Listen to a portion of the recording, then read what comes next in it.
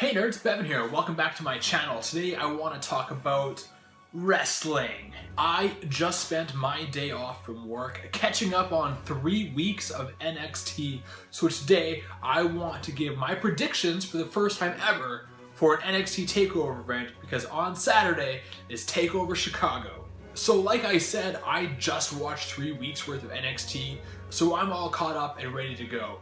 Now the first match we're going to talk about, and of course I'm using Wikipedia as my source for these matches, is Roderick Strong versus Eric Young.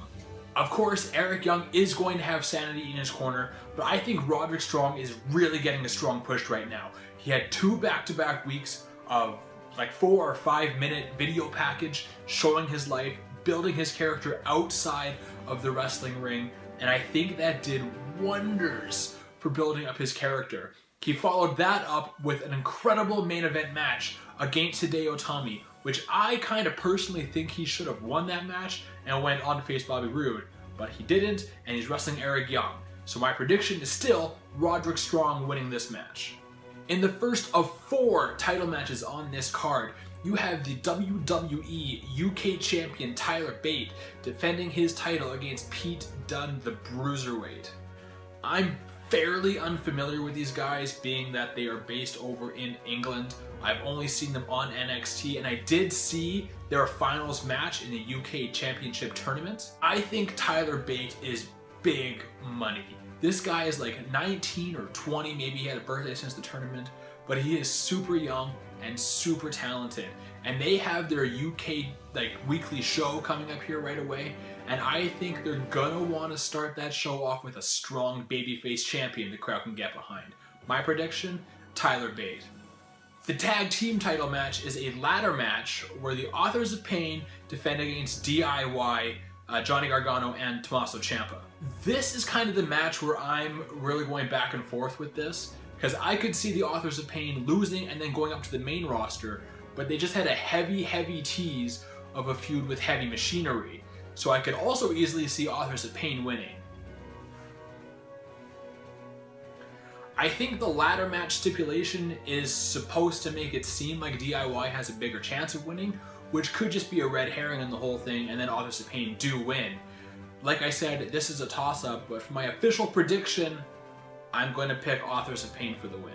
Triple threat match for the NXT Women's Championship where Asuka defends against Ruby Riott and Nikki Cross. This is the match that I care the least about on this card, unfortunately. I think Asuka is big money, just like I mentioned Tyler Bates being big money earlier, but I am really not that high on Ruby Riott or Nikki Cross. Nikki Cross being Insanity as that group, I just look at it as a cheap Wyatt's knockoff. I really don't believe that gimmick, I don't believe in that group, and Nikki Cross really does nothing for me in that role. Ruby Riott, just like Roderick Strong, had a short video package here last week or the week before where she was in the tattoo parlor kind of telling her backstory, which really did endear her to me a little bit, but not enough that I am interested in this match, unfortunately. I am still going to go with Asuka for the win, though. And your main event, Bobby Roode defending his NXT Championship against Hideo Itami. In my opinion, Hideo Itami is a very cold character right now. Yes, he's very talented, yes, he is very popular. However, he has missed a lot of time due to injury over the last couple of years. He just came back and was thrust into the main event picture against Bobby Roode, and it's just not clicking for me personally. Like I said, I think he's a very cold character right now, and bearing that in mind, I can't see them putting the title on Hideo Itami at this time. Usually you'll see your champion hold the title for quite a while, lose the title, move on to the main roster. I really don't see Bobby Roode ever going to the main roster. I think his role right now at this age is to just help build younger talent for the main roster as opposed to actually going there himself. Because of that, I definitely predict him winning this match against Hideo Itami and going on to feud with Roderick Strong later on after he beats Eric Young. This NXT TakeOver probably has the least amount of hype out of last few they've had over the last year or so.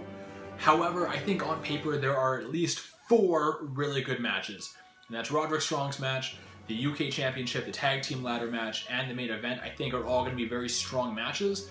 I think Asuka is good enough to carry those girls to a great triple threat as well. So I think on paper, looking beyond the hype, I think this should be a really good event. One last prediction I want to make for this event is my match of the night.